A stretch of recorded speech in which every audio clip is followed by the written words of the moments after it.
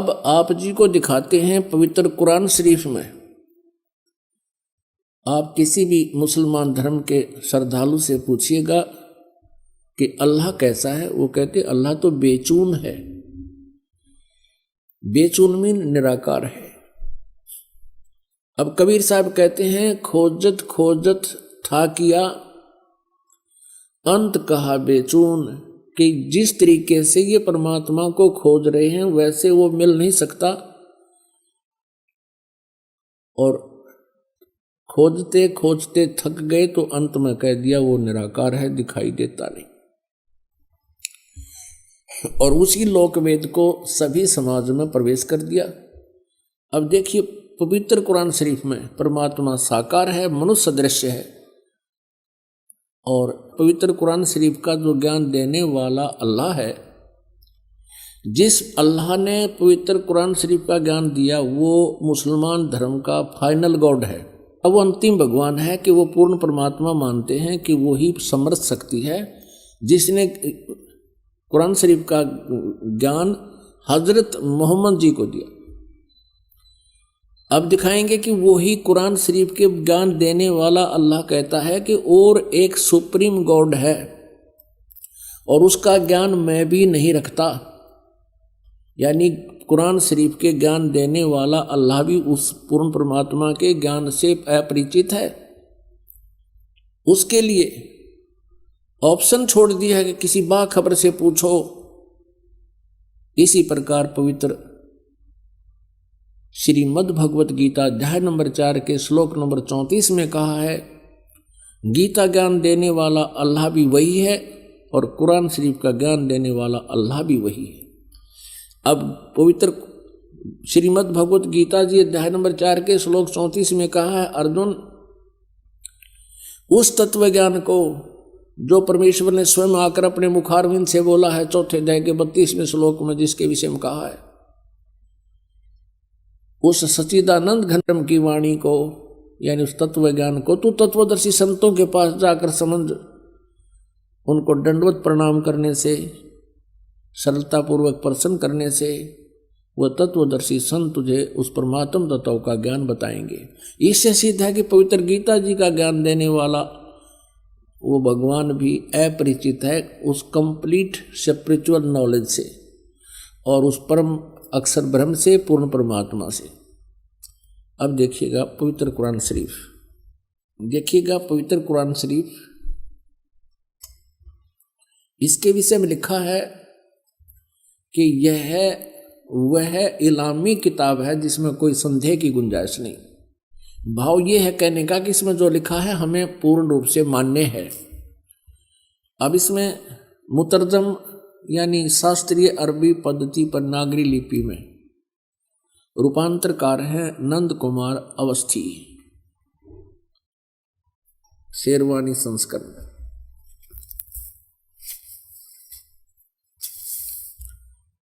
ये भी वही प्रकरण है।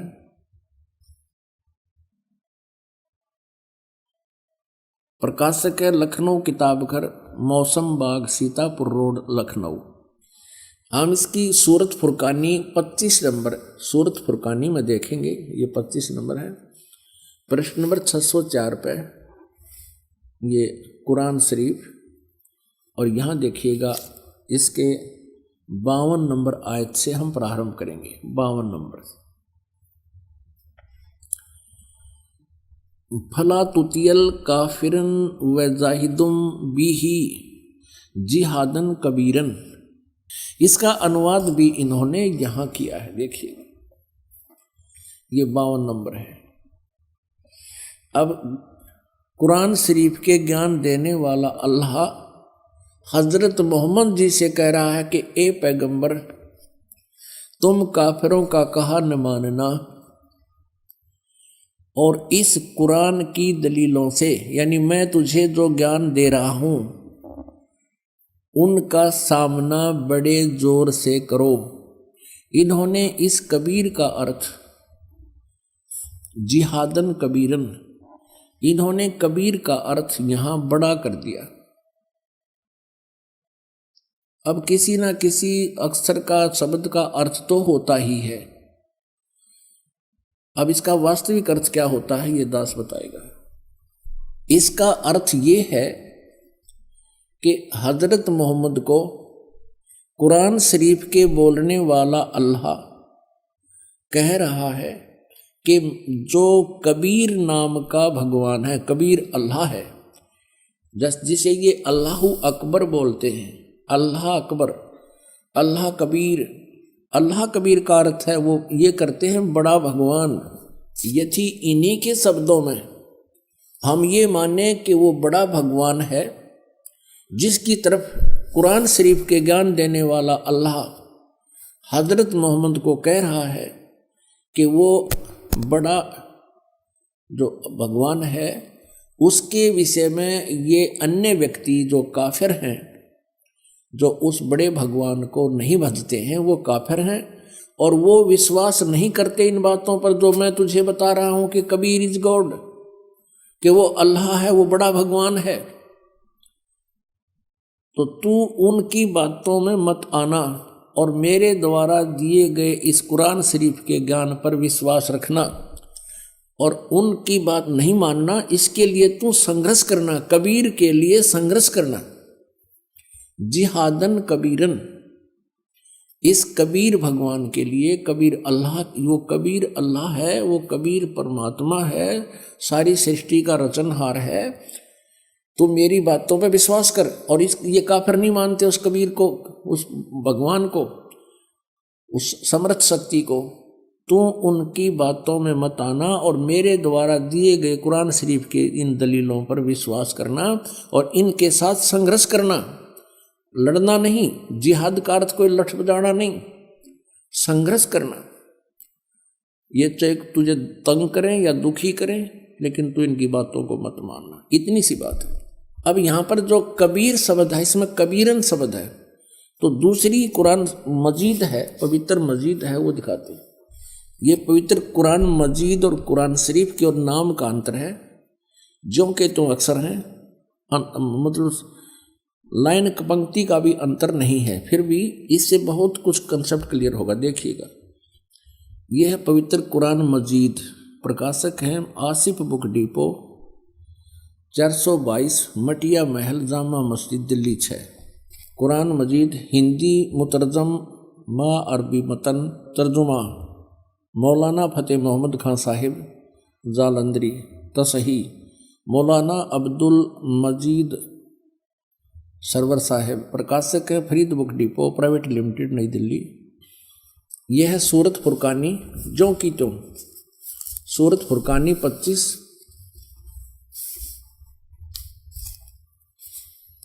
और ये कुरान मजीद पृष्ठ 576 पर। यहाँ देखिएगा, ये वही जो का त्यों, इसमें कोई अंतर नहीं है। और यही अरबी भाषा हिंदी देवनागरी लिपि में लिखी है। ये 52वें आयत हमको आपको दिखाते हैं। फला तुतियल काफिरन न जाहिदम बिही जिहादन कबीरा, उसमें कबीरन लिखा है, केवल इसमें कबीरा लिखा है, तो हम उसे कबीर बोल देते हैं, सीधा कबीर। वो कबीर अल्लाह है।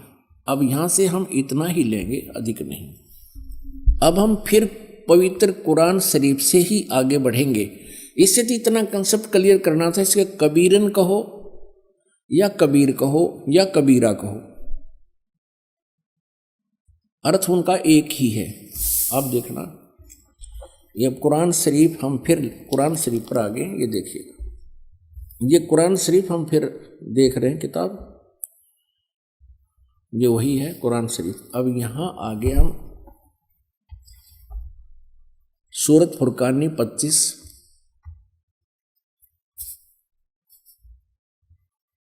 पृष्ठ नंबर 604 पे, और ये वही है नीचे 52वीं आयत।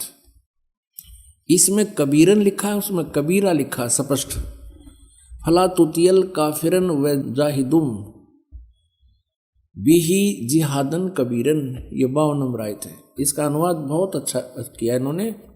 एक पैगंबर, तू काफिरों का कहा न मानना, और इस कुरान की दलीलों से, यानी मैं जो तुझे ज्ञान दे रहा हूं, उनका सामना बड़े जोर से करो। अब इसका अर्थ ये है कि वो कबीर नामक परमात्मा है और ये काफिर नहीं मानते इस कबीर इज गॉड, और तो भी उनकी बात मत मानना, संघर्ष करना इसके लिए।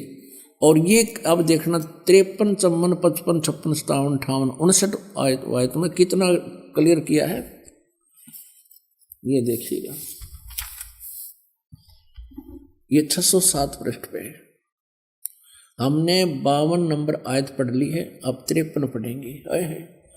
और वही है वो कबीर नामक अल्लाह, वही है जिसने 2 दरियाओं को मिला चलाया, एक का पानी मीठा प्यास बुझाने वाला और एक का खारी कड़वा, और दोनों के एक आड़ और मजबूत रोक बना दी। अब 54 पढ़ेंगे, ये 53 पूरी होगी। और वही है जिसने पानी की बूंद से आदमी को पैदा किया, फिर उसको साहिबे नसब यानी किसी का बेटा या बेटी, और ससुराल वाला यानी किसी का दामाद बहू बनाया। और तुम्हारा परवरदिगार, यानी देखो स्पष्ट कर रहा है, कुरान शरीफ के ज्ञान देने वाला अल्लाह हजरत मोहम्मद को कह रहा है कि वह तुम्हारा परवरदिगार हर चीज के करने में शक्तिमान है, सतगुरु जो चाहे सो कर ही, 14 कोट दूत जमडर ही। और काफिर अल्लाह के सिवा ऐसों को पूजते हैं जो न उनको नफा पहुंचा सकते हैं और न उनको नुकसान, यानी अन्य देवताओं को पूजते हैं, वो उनको ना लाभ दे सकते ना हानि दे सकते, वो काफिर हैं। और काफिर तो अपने परवरदिगार से पीठ दिए हुए हैं, मुंह मोड़े हैं। अब 55 पढ़ ली, अब 56। ए पैगंबर, हमने तुमको खुशखबरी सुनाने और सिर्फ अजाब से डराने के लिए भेजा है। अब 57 में, इन लोगों से कहो कि मैं तुमसे इस अल्लाह के हुक्म पर कुछ मजदूरी नहीं मांगता, हाँ जो चाहे अपने परवरदिगार तक पहुंचने की राह इख्तियार कर ले। अब 58 नंबर आयत में, ए पैगंबर, उस जिंदा चैतन्य पर, चैतन्य अर्थ कर दिया, उस जिंदा पर भरोसा रखो, क्योंकि कबीर परमेश्वर जी हजरत मोहम्मद जी को जिंदा महात्मा के रूप में मिले थे। उस जिंदा पर भरोसा रखो जो कभी मरने वाला नहीं है, वो अविनाशी है, और तारीफ के साथ उसकी पाकी यानी पवित्रता बयान करते रहो, उसकी महिमा का गुणगान करते रहो, और अपने बंदों के गुनाहों से वह काफी खबरदार है। अब देखो, इन्होंने ये 58 नंबर आयत है, यहां देखिएगा, इन्होंने ये खबीरा लिख दिया, खबीरा। इसको कबीरा कहो, खबीरा कहो, अकबर कहो, एक ही अर्थ बनता है। इसमें लिखा है कि वो कबीर नामक परमात्मा इबादत ही कबीरा है। इबादत माने पूजा, इबादत ही माने पूजा के योग्य, वो कबीरा है, वो कबीर नामक परमात्मा। इसको खबीर कहो, कबीर कहो। इबादत ही माने इबादत माने पूजा, इबादत ही माने पूजा के योग्य, वो कबीर परमात्मा है। ये 58 नंबर आयत है।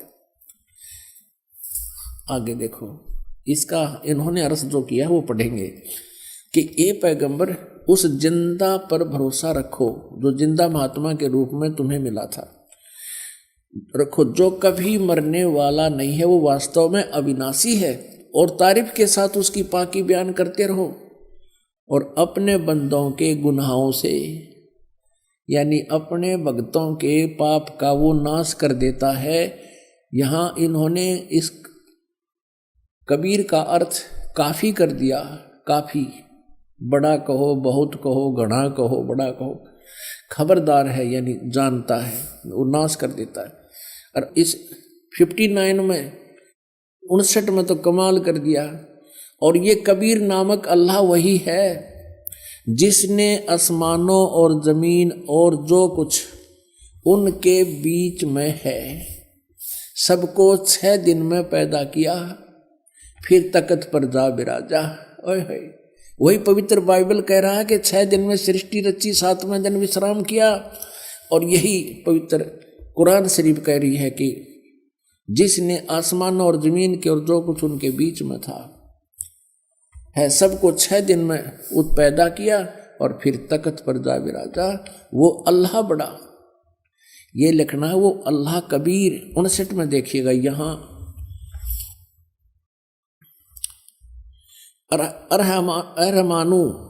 अरहमानु असल फसल बीही यु खबीरन।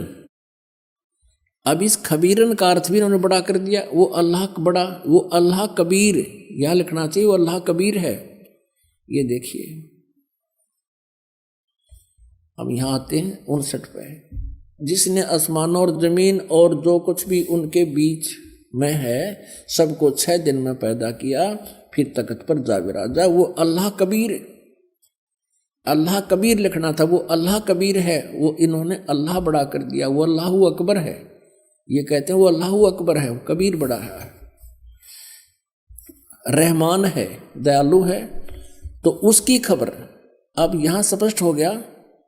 पवित्र कुरान शरीफ के ज्ञान देने वाला अल्लाह, जो मुसलमान धर्म जिसको अपना अल्लाह मानते हैं, और पैगंबर हजरत मोहम्मद भी उसको अपना अल्लाह मानते हैं, वो कह रहे हैं कि उस कबीर नामक परमात्मा का जिसने 6 दिन में सृष्टि की, तख्त पर जा विराजा, तो उसकी खबर किसी बाखबर तत्वदर्शी संत से, इल्म वाले से पूछ देखो।